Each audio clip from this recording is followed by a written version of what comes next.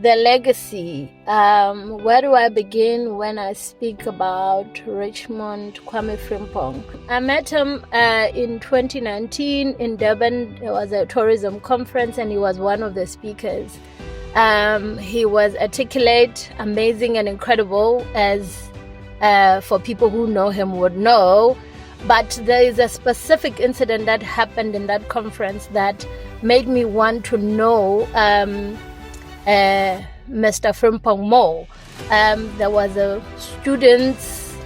student who had a grievance. I cannot remember exactly, but this young man was showing that there are challenges in his life and in his studying life. And Richmond gave this young man his book, and this was an action that a lot of people in the conferences would not have done.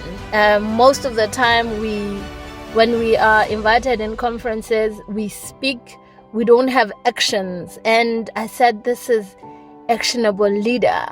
And his passion when he was speaking to this young man, how he was demonstrating the strength and the power of taking a lead in your life and not being a victim, just attracted me to wanting to know more about him. So I later on went and introduced myself. And at the time, I was still preparing or processing my first book, The Untangled Heart. And I spoke a little bit about that, and he was willing to help me in any way I would ask, advice, mentoring. And I know he's a busy man, but he always is willing to give everybody time and give very constructive and attentive advice. I later on got to the second book on finances.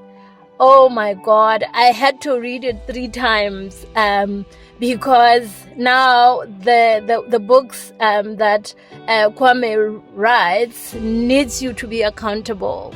They demand and command action from you.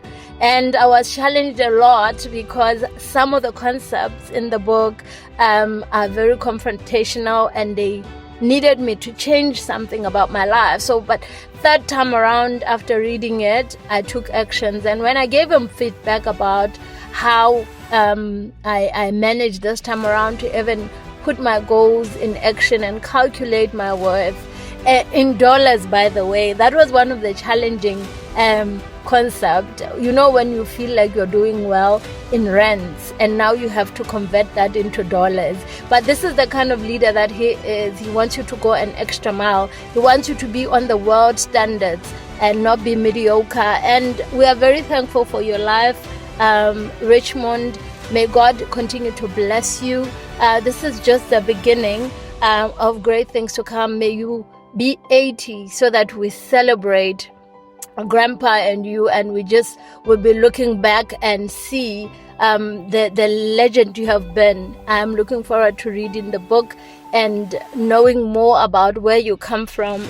We celebrate your life. May you continue to be strong enough for us as Africans, and keep working on helping others to be where you are. You are just pulling us as you grow, and you are amazing and incredible.